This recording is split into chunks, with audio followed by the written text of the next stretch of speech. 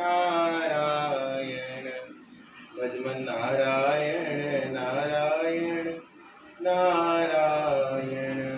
श्री पवित्रोपानी एकादशी की जय। श्री एकादशी महिमा की जय। श्रावण शुक्ला पवित्रारोपणी एकादशी। भविष्य उत्तर पुराण में श्रावण शुक्ला पवित्रा एकादशी की महिमा का वर्णन इस प्रकार हुआ है। एक दिन युधिष्ठिर महाराज ने भगवान मधुसूदन से पूछा, हे प्रभु, श्रावण मास के शुक्ल पक्ष एकादशी का नाम क्या है? वह कृपया करके मुझे वर्णन करें। प्रत्युत्तर में श्री कृष्ण ने कहा, हे राजन, मैं उस पवित्र व्रत का महात्म कीर्तन कर रहा हूँ। मनोयोग पूर्वक श्रवण करें, जिसके श्रवण मात्र से ही वाजपेयी यज्ञ का फल प्राप्त होता है। प्राचीन काल में द्वापर युग के प्रारंभ में महिष्मतीपुर में महीजीत नाम के एक विख्यात राजा राज्य किया करते थे। किंतु दुख का विषय यह है कि उनके मन में लेश मात्र भी सुख नहीं था। कारण वह निसंतान पुत्रहीन व्यक्ति इस लोक और परलोक में किसी भी स्थान पर सुखी नहीं हो सकता। इस प्रकार चिंतन करते करते बहुत दिन बीत गए, तब भी उनके कोई भी पुत्र संतान पैदा नहीं हुई। राजा अपने तो अतिशय वयोवृद्ध जानकर चिंतावितीन हुए एवं राजसभा में प्रजा के सम्मुख कहने लगे, हे प्रजावृंद, तुम सब सुनो। मैंने इस जन्म में जानबूझकर कोई पाप नहीं किया। अन्याय के द्वारा मेरा राजकोष की वृद्धि नहीं हुई है। ब्राह्मण का धन और देवताओं की संपत्ति कभी भी ग्रहण नहीं की, परंतु प्रजा को पुत्रवत पालन करता आ रहा हूँ। धर्माचरण द्वारा पृथ्वी का जय भी लाभ किया है। दुष्ट को यथावित दंड भी दिया है। स्वजन वृंद विधिवत पूजित हुए हैं एवं द्वेषी व्यक्ति से भी कभी ईर्ष्या नहीं की। हे द्विजोत्तम गण, इस प्रकार मैं धर्म पथ पर अवलंबन करके भी मेरे घर में पुत्र का जन्म क्यों नहीं हुआ, वह आप सब कृपा करके मुझ पे बताइए। राजा के इस सरल वाक्य को श्रवण कर ब्राह्मण, प्रजा और पुरोहित सभी ने उनके साथ वन में पदार्पण किया। वन में ऋषि सेवित आश्रमों का दर्शन करते करते उन्होंने वहां चिरकालदर्शी ऋषि की खोज की, जो दीर्घायु, निरोगी, जिताक्रोध, जितात्मा, जिताकाम, निराहार और निरालंबन रूप से घोर तपस्या में मग्न थे। वह शास्त्र विशारद, धर्म तत्वज्ञ और त्रिकालज्ञ महामुनि त्रिभुवन में लोमश नाम से विख्यात है। श्री लोमश ऋषि की जय।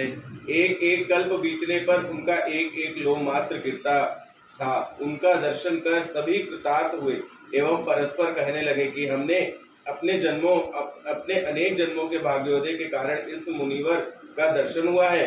इसके बाद ऋषिवर उन सबको संबोधित करके बोले, आप लोग यहाँ किस लिए आए हैं और क्यों मेरी इतनी प्रशंसा कर रहे हैं? बस स्पष्ट रूप से व्यक्त करें, जिससे आप लोग का मंगल हो। मैं निश्चय उसकी चेष्टा करूंगा। तब ब्राह्मण कहने लगे, हे ऋषिवर, हम सब जिस उद्देश्य से यहाँ उपस्थित हुए हैं वह कृपया पूर्वक श्रवण करें। इस विश्व में आपकी तरह श्रेष्ठ व्यक्ति कभी कहीं भी नहीं देखा है।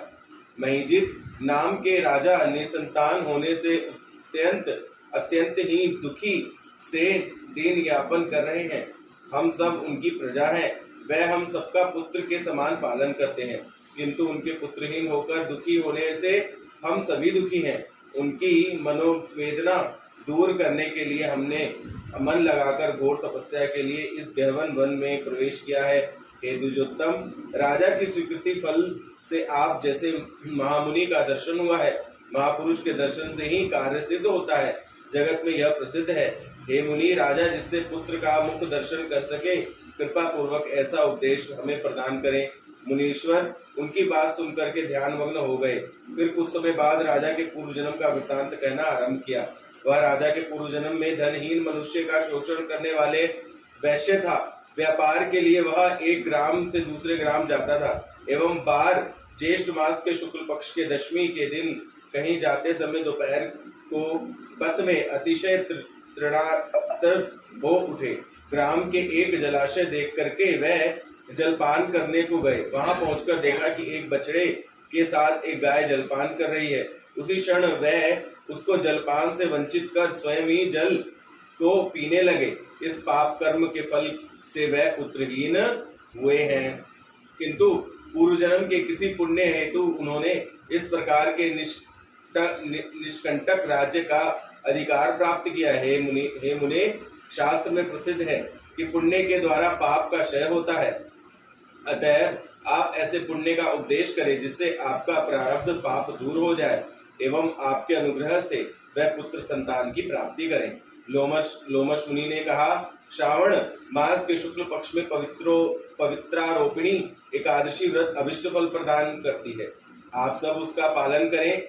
मुनिवर की यह बात को श्रवण कर परम संतुष्ट होकर उनको भक्ति सहित प्रणाम करके सभी प्रजाजन अपने घर को वापस आ गए। उसके बाद उन सभी ने मुनि के निर्देशानुसार यथाविधि व्रत का पालन कर अपना पुण्य फल राज्य प्रदान किया और उस पुण्य के प्रभाव से राजमहिषी गर्भवती हुई एवं समय आने पर एक बलिष्ठ और सुशी पुत्र को जन्म भी दिया।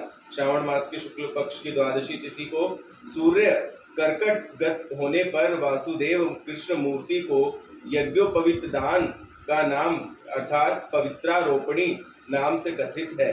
पूर्व दिन अधिवास कर गोदोहन आंतरिक काल में गुरु और ब्राह्मण को प्रणाम करके मंगल गीत कीर्तन के साथ रात्रि जागरण करना कर्तव्य है। इसके बाद सोना चांदी ताम्र एवं कपास वस्त्रों के साथ ब्राह्मण और वैष्णवों की यथाविधि उचित सेवा करनी होगी।